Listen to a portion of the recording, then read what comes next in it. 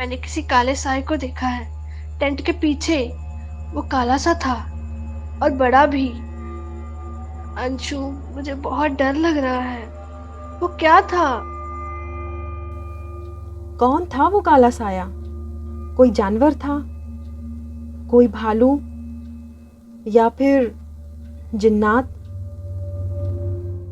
दोस्तों, आज की हमारी कहानी हमें भेजी है हमारी एक सब्सक्राइबर अंशु ने, छिंदवाड़ा मध्य प्रदेश से। तो चलिए सुनते हैं उनकी ये कहानी उन्हीं के शब्दों में। मेरा नाम अंशु है। मैं मध्य प्रदेश के छिंदवाड़ा जिले से हूँ। मैं, मेरी बहन निशु, उसके पति शान और मेरी कज़न सोनू, हम सब ने प्लान बनाया कि हम सब नेशनल पार्क जाएंगे और वहीं जंगल में कैंपिंग भी करेंगे। हम सब नेशनल पार्क में पहुंच गए। काफ़ी लंबा सफ़र था। पहुंचते पहुंचते हमें रात के करीब 8 बज गए थे। कहने को तो वो जंगल सफारी था, लेकिन वो पूरा घना जंगल था। वहाँ आसपास कुछ छोटी छोटी होटल्स और कॉटेजेस थी। हमने एक गाइड कम ड्राइवर को बुक किया था। वो वहीं का लोकल रहने वाला था, जो हमें वहाँ के बारे में सब जानकारियाँ दे रहा था। उसका नाम आरिफ था। उसकी उम्र कुछ 55 साल थी। हमने उससे पूछा कि इस नेशनल पार्क में जानवर है या नहीं। तब उसने हमें बताया, इस नेशनल पार्क में कई जंगली जानवर हैं, जैसे लकड़भग्गा, हाथी, हिरन और शेर। बहुत सारे शेरों का घर है ये नेशनल पार्क। आप लोग अब आराम करिए, मैं कल सुबह आता हूँ, फिर जंगल सफारी पे चलेंगे। अल्लाह हाफिज। वहाँ हमने एक छोटा सा कॉटेज बुक किया। कॉटेज अच्छा था, लेकिन कुछ अजीब और थोड़ा डरावना लग रहा था, क्योंकि जंगल में था। उस कॉटेज में हमारी रात बड़ी अजीब सी बीती। नींद ही नहीं आ रही थी, क्योंकि बाहर जंगल से अजीब अजीब सी आवाज़ें आ रही थी, शायद जंगली जानवरों की। और उन आवाज़ों को सुनकर बड़ा डर भी लग रहा था।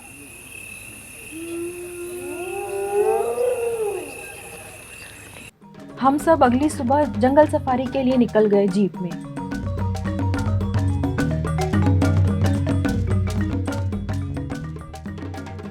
मज़ा भी आ रहा था और डर भी लग रहा था। हमने कई सारे जानवर देखे और शेर भी। अब शाम हो गई थी। हम सब वापस अपने कॉटेज में आ गए। हम सब अब जंगल कैंपिंग के लिए निकल गए थे। हमारे कॉटेज से कुछ ही दूर पर था। हमने एक टेंट लगाया और आग जलाई। वहाँ हमने खाना भी बनाना शुरू किया लकड़ियों पर।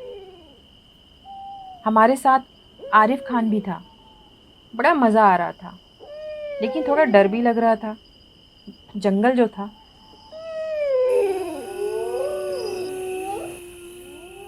मैं, सोनू, निशु और शान, हम सब बहुत एंजॉय कर रहे थे। एक्साइटमेंट और डर क्या होता है उस रात हमें पता चला। मज़ा आ रहा है ना? क्यों निशु? हाँ शान, मुझे बहुत मज़ा आ रहा है। ठंड में जंगल कैंपिंग करने का तो मज़ा ही अलग है। तुझे क्या हुआ अंशु? टेंशन में क्यों है? तुझे अच्छा नहीं लग रहा है क्या? नहीं, अच्छा लग रहा है, लेकिन थोड़ा अजीब सा भी लग रहा है। पहली बार जंगल में आई हूँ ना, थोड़ा डर भी लग रहा है। तब अचानक हमें एक आवाज़ आई।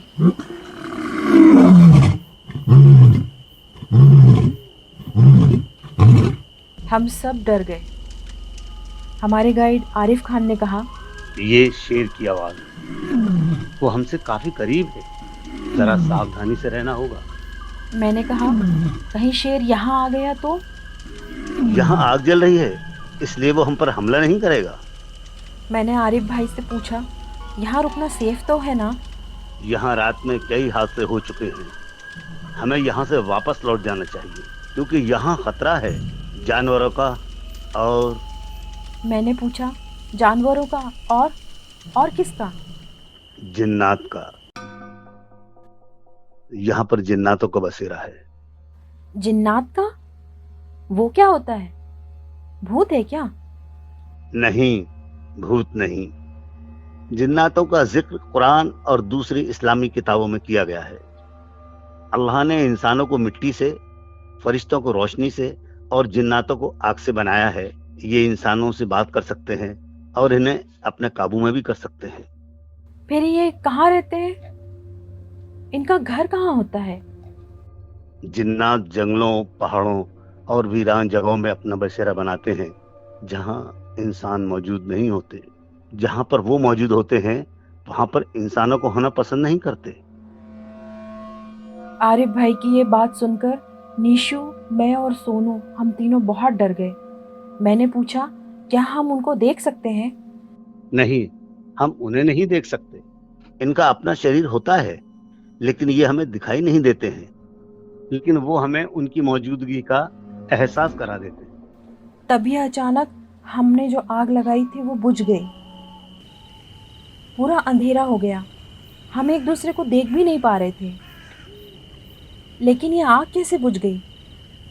हवा तो नहीं थी। तब निशु जोर से चिल्लाई, आह! हम सब डर गए। हमने पूछा, क्या हुआ निशु? तब उसने कहा, किसी ने मेरे बाल खींचा है बहुत जोर से। मैंने पूछा, किसने? निशु बोली, पता नहीं। हमें घबराहट होने लगी। तब आरिफ भाई ने कहा, यहाँ से चलो जल्दी, यहाँ रुकना ठीक नहीं है। कोई ज़रूरत नहीं है, हम सब ना यहीं पर रुकेंगे। और हो सकता है कि निशु के बाल किसी बंदर ने खींचा हो अंधेरे में। हाँ, वहाँ बंदर तो थे।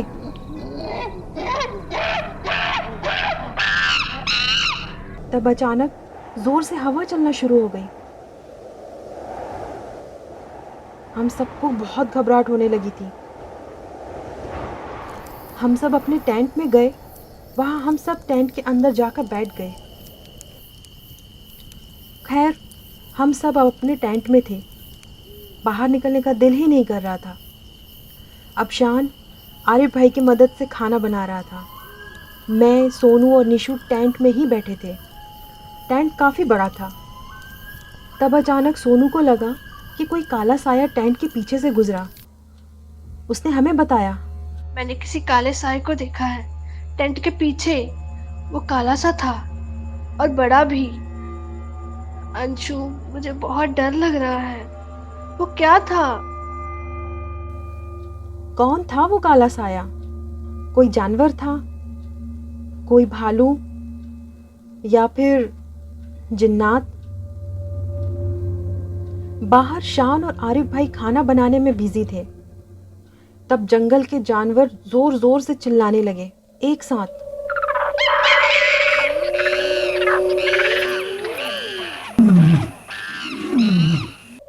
जैसे कि शायद उन्होंने कुछ देखा हो। हम सब डरे हुए टेंट में बैठे थे। तब शान चाकू और पानी लेने के लिए गाड़ी के पास गया। उसने गाड़ी खोली और चाकू और पानी की बोतल लेकर वापस आने लगा। तब उसे लगा जैसे कि कोई उसके पीछे खड़ा है।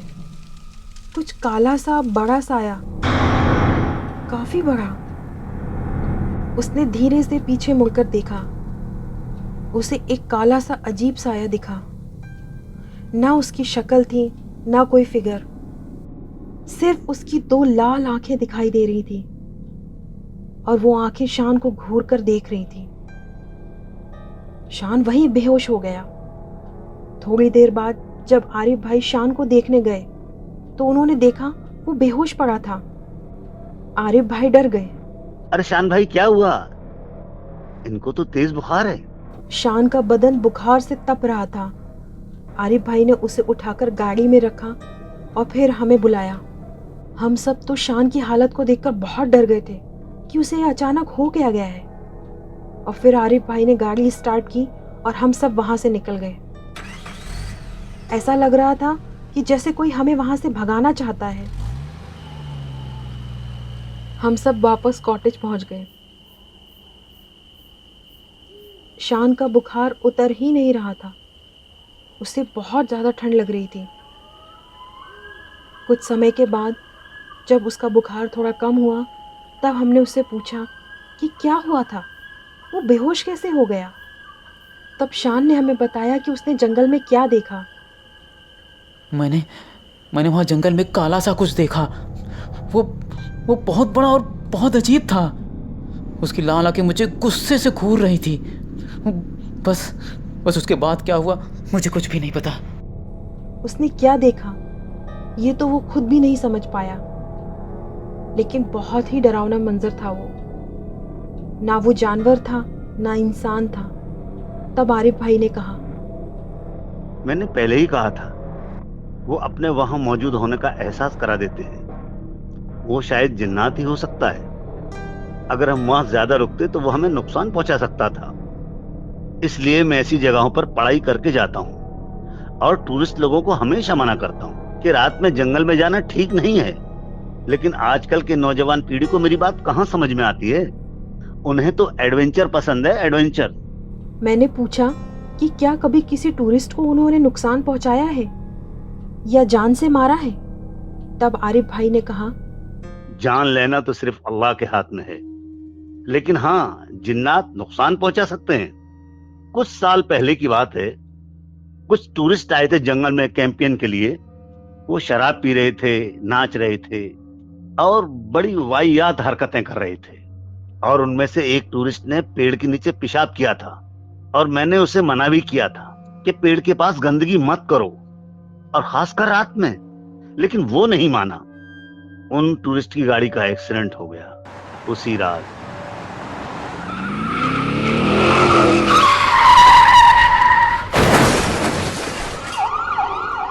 कोई मरा नहीं, लेकिन उन्हें काफी चोट आई थी।